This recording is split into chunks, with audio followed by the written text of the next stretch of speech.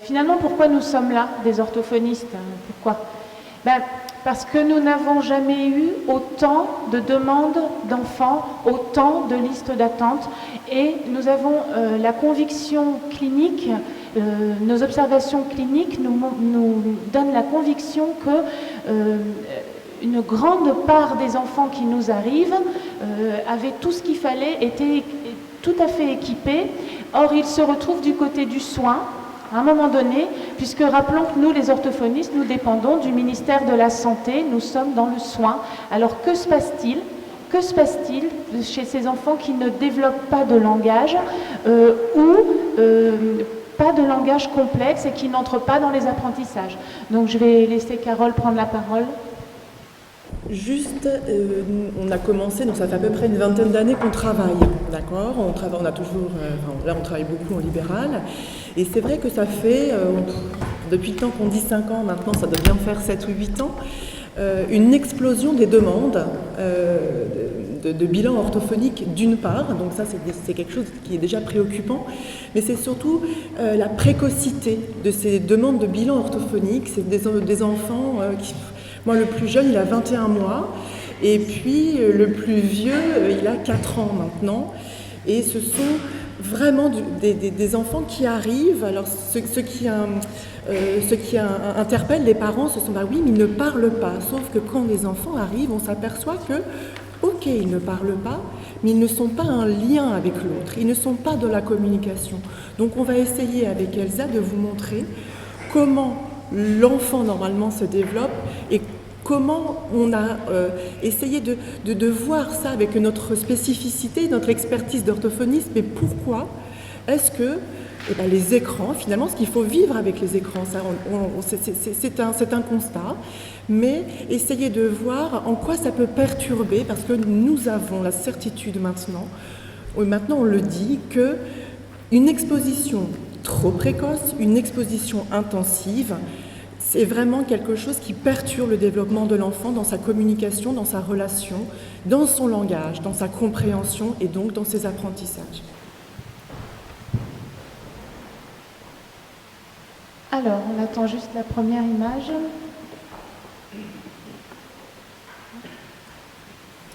Voilà. Alors, on va commencer là, dans le développement du jeune enfant, en parlant du sourire. Du sourire. Donc, on voudrait juste rappeler que dans le développement du jeune enfant, à un moment donné, le bébé se met à sourire. Et qu'est-ce qui se passe en fait au début, tout au début, quand le bébé est très petit, quelques semaines? Rappelons que c'est quelque chose de physiologique. Seulement, qu'est-ce qui se passe? Le bébé n'est pas tout seul. À côté de lui, il y a des adultes, il y a sa maman, il y a des adultes qui donnent sens, qui donnent du sens à ce sourire. C'est-à-dire que ce sourire, il est perçu par l'autre et il est mis en sens. Ah, mais tu es content, tu as bien mangé. Vous voyez, c'est de là que naît cette attention. On voit bien le regard de ce bébé sur sa maman. L'attention, elle commence là, elle commence parce que l'adulte donne de l'attention à ce qui se passe. Et pour peut-être revenir un tout petit peu en avant, quand un enfant arrive, on fait connaissance. Voilà. Il était dans notre ventre, il sort, et là on fait connaissance. Et il s'agit d'une véritable rencontre. Il ne faut pas penser que l'aventure du langage ne se fait qu'à partir du moment où l'enfant parle. À partir du moment où l'enfant arrive au monde, il fait une rencontre avec l'autre, il fait une rencontre avec ses parents, il fait une rencontre avec les adultes, et c'est à ce moment-là que l'enfant entre dans le langage. Il va émettre des signaux, comme le disait Elsa, que les parents vont mettre en sens. Ils vont interpréter, et ce sont uniquement les adultes, uniquement les parents qui vont pouvoir tâtonner, qui vont dire, bah voilà, au départ, on est complètement paumé, hein, c'est clair. Hein. Il pleure, ouais, mais qu'est-ce qu'il a? Tu crois qu'il a quoi? Bah, qu'il a froid, qu'il a faim? Bah, je sais pas, bon, on essaye ça, bah d'accord. C'est tout ça, c'est tout ce processus-là qui demande du temps et qui est fondamental pour installer l'enfant dans le langage. Avant de l'installer, pour faire émerger tout ça. Et donc, rappelons bien ici que c'est en décryptant les signaux de l'enfant que l'adulte va permettre la demande. car il aura la certitude qu'à un signal aura lieu une réponse et donc une mise en sens. Nous, on veut beaucoup insister sur cette question-là. Hein. Si l'adulte à côté de l'enfant ne ritualise pas les réponses, si on ne porte pas attention aux appels de l'enfant en fera de moins en moins des appels. Hein. Tout ce processus d'entrée dans la communication, il sera perturbé. Vous nous voyez venir. Donc, peut-être mettre la photo suivante. Exactement. Donc, voilà. Juste pour faire un petit parallèle avec notre clinique, j'ai reçu, donc il y a 2 ans, une jeune fille de 4 ans et demi qui m'est adressée par le CMP de Villejuif. Donc, on m'a dit sans langage. Très bien. Donc, pas de langage et finalement pas de communication non plus. Hein. Et donc, on fait cette rencontre avec cette maman. Moi, je fais la rencontre avec cette jeune fille.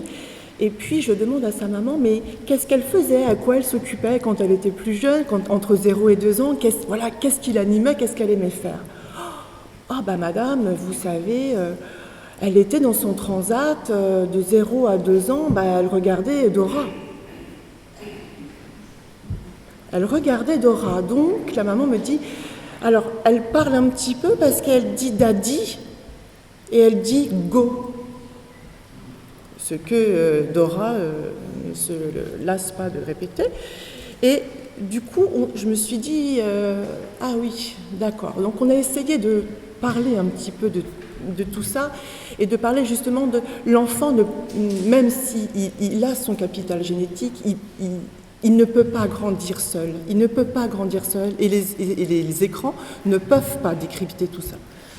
Voilà, alors là, on parle, et si Carole le dit, c'est parce qu'on est là pour vous raconter aussi notre clinique, hein, notre expérience clinique, qui s'appuie aussi sur nos connaissances, nos formations, etc. Mais nous pouvons vous certifier que nous recevons de plus en plus d'enfants qui passent un temps incroyable devant les écrans et qui ont connu ça comme stimulation principale. Et nous travaillons bien sûr avec les parents parce que beaucoup de parents pensaient bien faire, parce qu'ils sont très mal informés, parce qu'on ne leur parle pas de ça dans le parcours de santé de l'enfant, parce qu'à un moment donné on dit il ne parle pas. Ah bah oui, mais la précocité des choses, quand on commence à expliquer aux parents, ils sont partenaires les parents. Hein, ils n'ont pas fait ça pour faire du mal à l'enfant, ils ont fait ça parce qu'on leur a vendu des programmes, il y avait même des projets de télé pour bébés, parce qu'ils ont l'impression parfois que c'est mieux que rien, parce que les gens ils sont fatigués, parce que pour des tas de raisons, il y a des fois des choses de bilinguisme qu'on nous raconte, on s'est dit que peut-être là c'était mieux, il y a la pression d'apprendre l'anglais, on n'en peut plus nous de l'anglais à 2 ans avec des enfants qui ne parlent pas encore français, qui ne sont pas dans la communication. Où est le besoin de l'enfant? Donc, par exemple, le besoin de l'enfant quand on le nourrit et qu'il est bébé, c'est qu'on le regarde. Et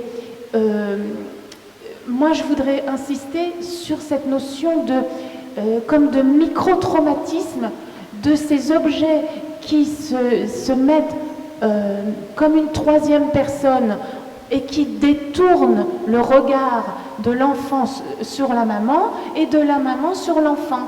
Hein, parce que quand ça se produit une fois, parce qu'on reçoit un SMS et puis que voilà, c'est la vie, bien sûr, ces objets nous rendent service, mais quand c'est un tel bain que il y a trop de ça, enfin vous voyez, ou quand on est coupé sans arrêt dans son regard, dans le regard qu'on porte, ça fait comme une sorte de suite de micro-traumatismes. Et les micro-traumatismes que vous faites partout dans le corps, partout, n'importe où, il y a un moment, ça a un impact trop fort. Et on insiste sur la précocité de tout ça.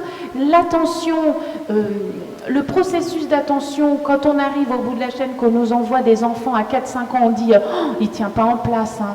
Oh là là là, à l'école, il se met tout le temps debout, il se concentre sur rien ». Mais quelle a été son entrée dans le processus attentionnel? Pour rebondir là-dessus, c'est vrai qu'on entend beaucoup d'enseignants qui nous disent « Oh là là là là, mais c'est pas possible, cet enfant, il tient pas en place, il se lève, il me coupe la parole. » Mais oui, mais comment la communication se met en place? Comment tout ça s'installe? L'enfant, normalement, les règles que seul l'adulte peut transmettre à l'enfant, c'est moi je parle, tu m'écoutes, tu te tais, et quand tu parles, je t'écoute et je me tais. La télé, on peut parler, voilà, et la télé, elle ne va pas se dire « Ah ouais, c'est vrai, mais moi je ne suis pas tout à fait d'accord avec toi, tu vois, quand Dora elle dit ça. » Non, c'est pas possible. La télé ne fait pas ça.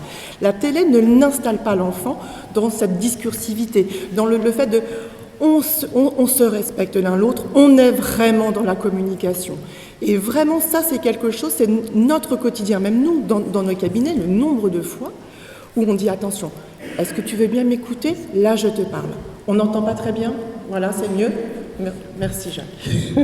Donc, c'est vraiment quelque chose qui est fondamental et qui ne se fait pas avec un écran, qui se fait uniquement avec un adulte et dans l'échange et le temps.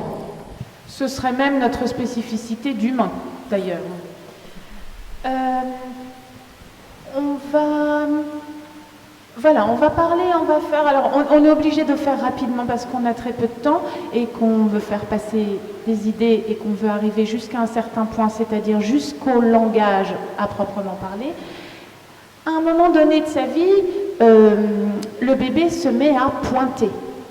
Pointer pour un enfant, donc aux alentours de 9 mois à peu près, on voit arriver ça qui est finalement le signe que l'enfant entre dans une pensée complexe parce que ça veut dire qu'il peut signifier quelque chose qui est à distance, qu'il peut par là le demander, mais ça pareil, il faut que quelqu'un à côté, il faut que ce pointage soit adressé à quelqu'un, parce que si ça n'est pas accueilli, si on ne donne pas de sens, si on ne le voit pas, si le regard est détourné parce qu'on est ailleurs, parce qu'il y a des tas de stimulations partout, l'enfant va arrêter.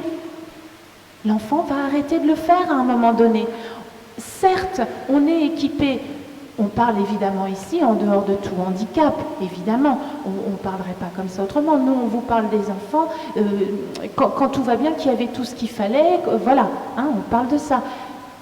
Carole, tu voulais parler de pointage ? Rebondir par rapport à ça, c'est pour nous, le pointage est une étape vraiment essentielle puisqu'elle est prélinguistique. Si l'enfant a le pointage, c'est quand même rassurant parce qu'on se dit, voilà, il a cette notion de communication.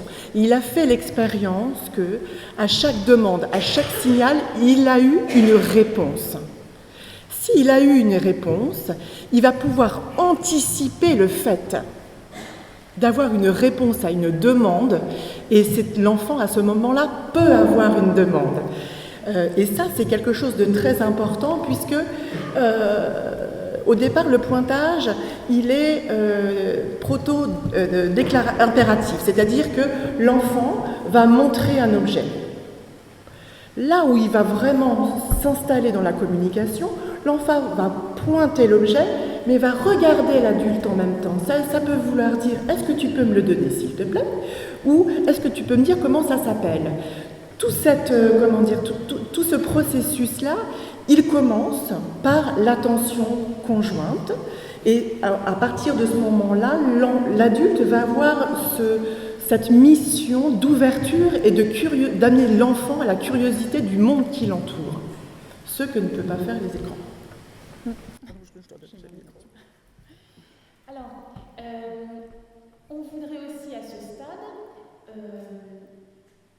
donc on a expliqué un petit peu, on peut se questionner, donc on peut constater l'impact que ça a, donc tous ces objets sur ces micro-ruptures, etc.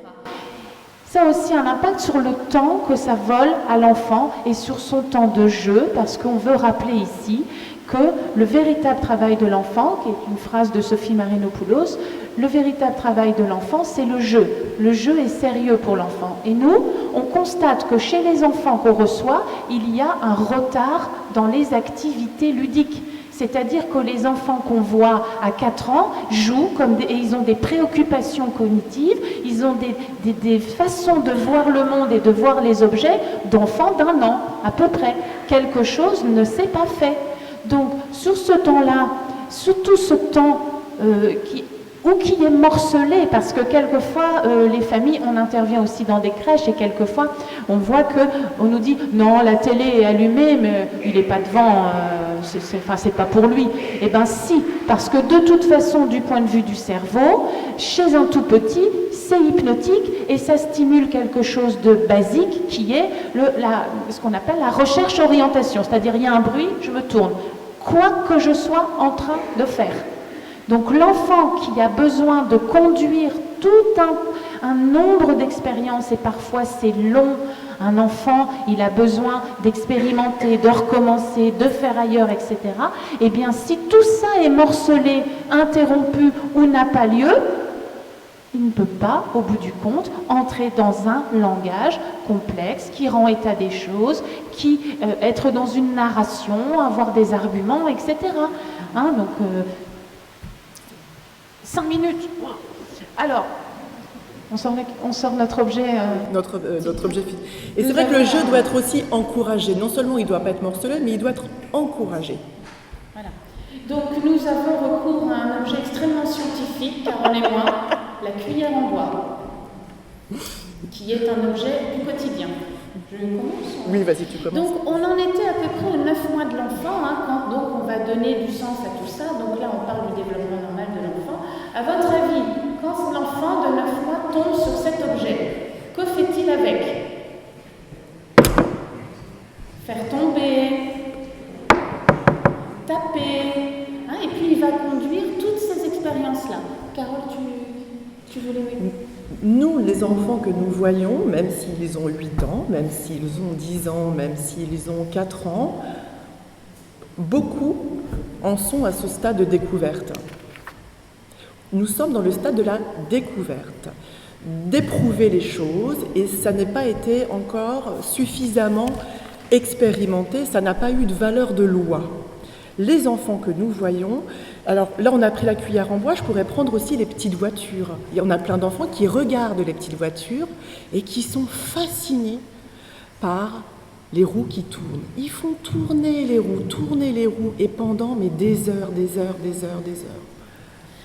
Alors, il y a un moment où l'enfant, il a besoin de faire ce qu'on appelle dans notre jargon des réitérations d'action. Il a besoin de faire la même chose, faire tomber.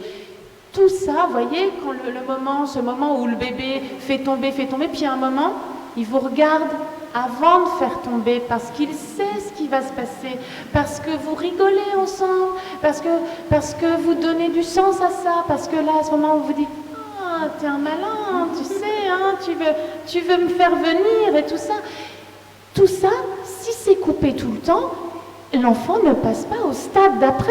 C'est quoi le stade d'après? Le stade d'après, il y a d'abord un stade où ça va être de mettre cet objet en relation avec d'autres, de mettre là-dedans. Il va y avoir un moment où ça va être, je vais faire vite, où on va arriver par un jeu d'imitation. L'imitation en présence de l'adulte, de papa et maman quand ils font de la cuisine. Maman fait à manger, je vais chercher ma cuillère, je fais comme maman tout de suite. Et puis, je garde ça dans ma tête, et puis à un moment, je vais faire ça tout seul, dans mon coin, puis dans le lavabo, dans plein d'endroits où je vais faire ça pour mes poupées. Et puis un jour, à peu près à 2 ans, quand l'enfant a conduit toutes ces expériences, quand tout ça a pris du sens pour lui, que fait-il de cet objet? Une épée, des lunettes. C'est-à-dire que sa pensée s'est détournée de l'objet. Ça n'est plus l'objet qui compte. C'est le traitement qu'en fait sa pensée. C'est la pensée. Et c'est là que l'enfant entre dans le langage, quand l'enfant en est arrivé au symbole. Parce que le langage, c'est un symbole comme les autres. Ça vient en lieu et place de quelque chose. Je ne peux parler de quelque chose que quand j'ai fait tout ce processus mental qui s'est fait dans tout ça. Et ça, si vous mettez cet objet sur une tablette et que l'enfant n'a comme action avec ses mains que de faire ça, il ne fera pas toute cette route. Pour clôturer, illustration maintenant au niveau du langage, parce que là on vous a parlé de cette fonction symbolique, mais on va essayer de vous montrer maintenant comment l'enfant va traiter cette image-là. Un enfant qui ne va pas être dans le symbolique, qui va rester sur vraiment quelque chose,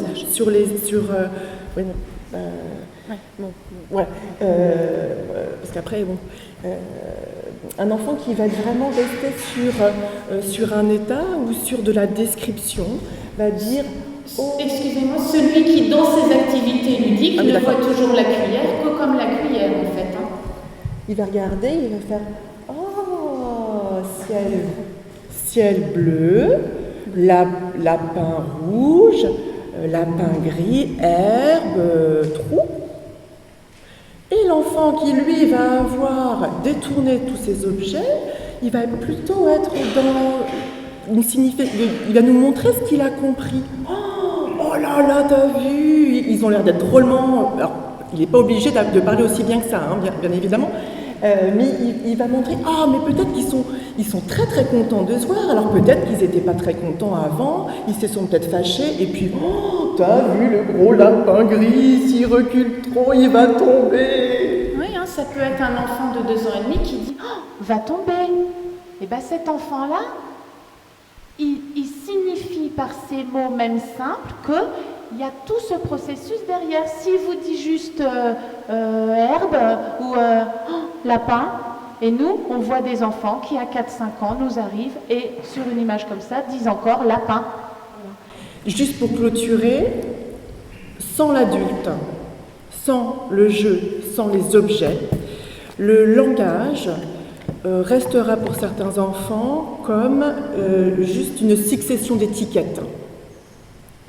Alors que le langage a normalement cette mission d'information, de mise en relation des objets, des personnes, et c'est pour ça aussi qu'on voulait témoigner aujourd'hui.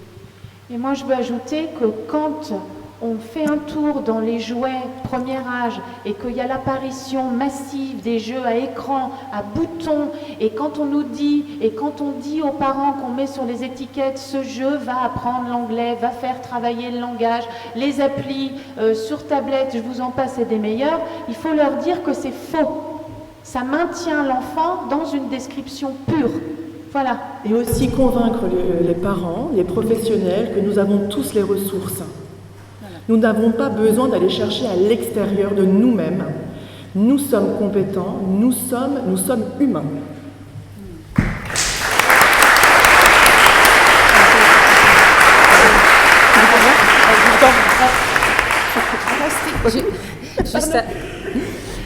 Juste avant d'enchaîner sur les autres interventions, j'ai une question qu'on pourrait se poser naïve, mais au fond...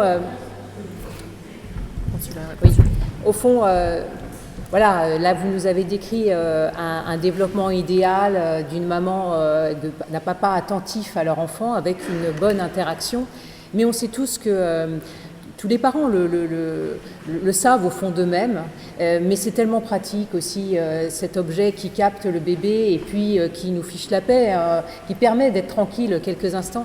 Alors ma question c'est, est-ce que le temps volé, le temps perdu se rattrape en quelques séances d'orthophonie, comme on aimerait le croire?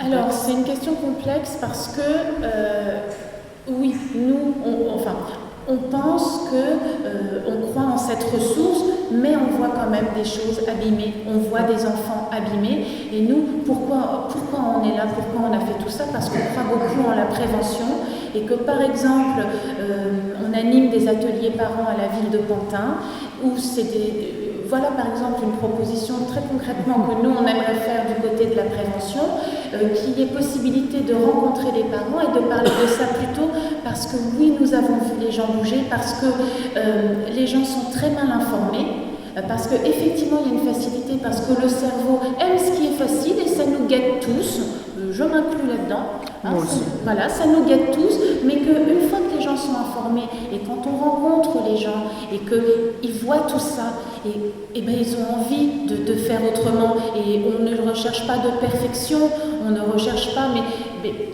on peut agir sur des petites choses. Nous on croit beaucoup aux petites choses qu'il faut bouger.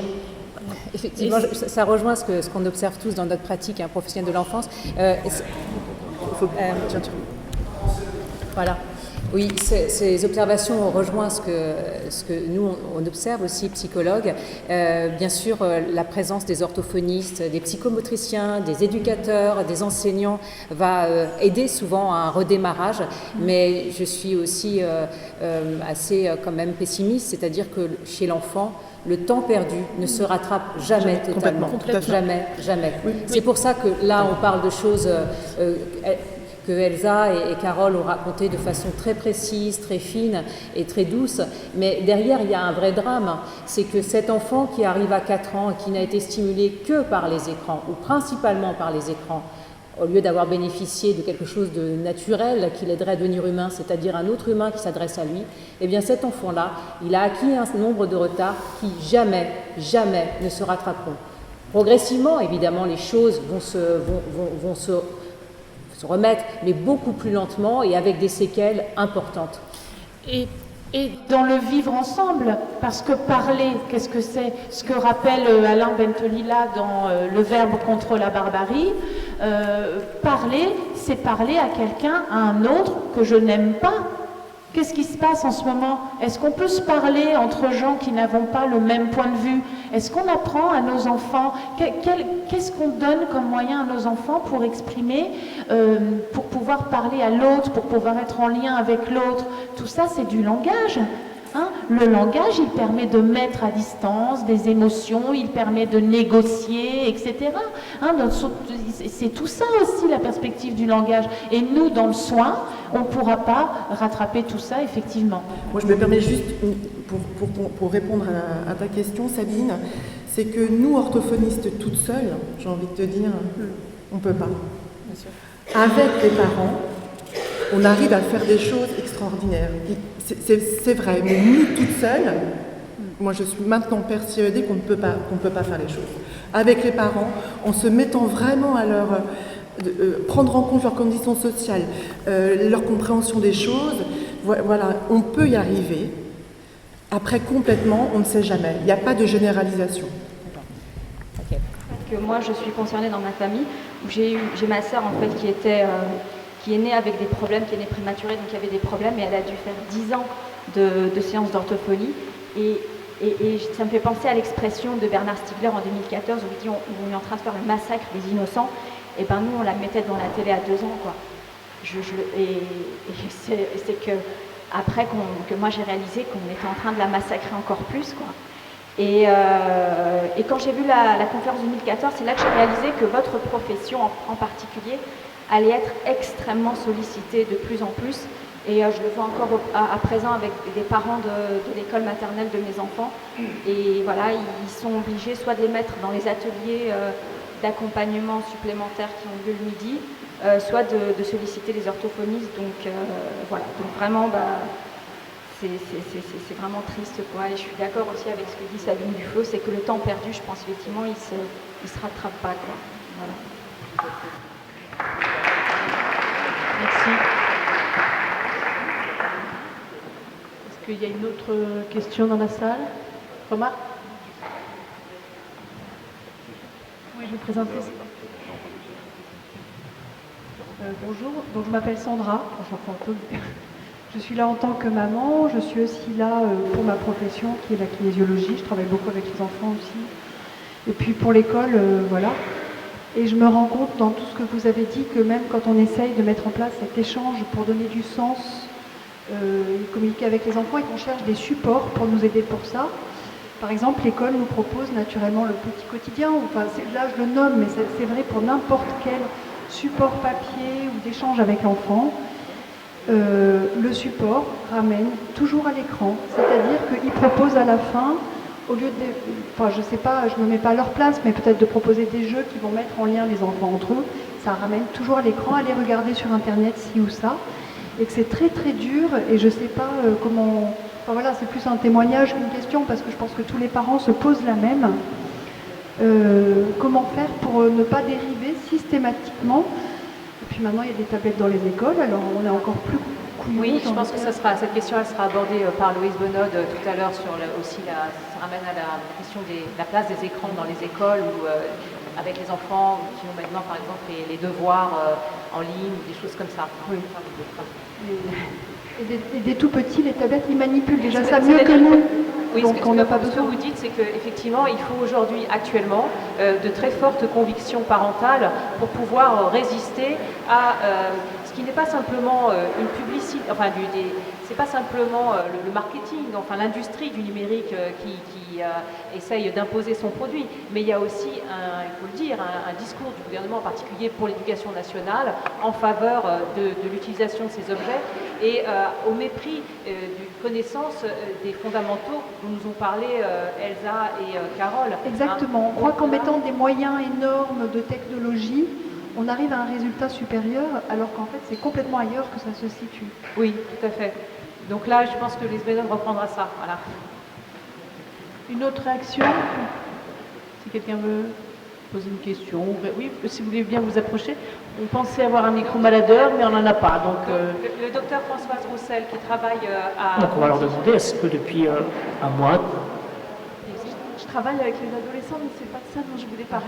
J'ai été l'autre soir à un débat dans une bibliothèque. Ouais. Il y a pas, je parle pas dans le micro? Si, là ça va.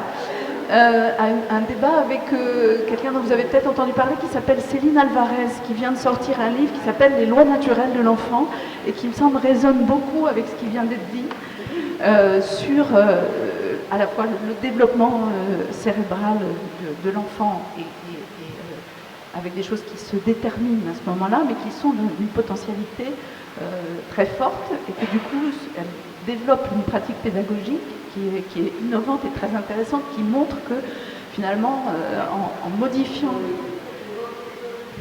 Oui, non, non, c'est à partir de Montessori, mais elle a développé des choses un peu plus spécifiques. Donc, simplement, quelqu'un lui posait la question sur justement les apprentissages des mathématiques chez les tout-petits.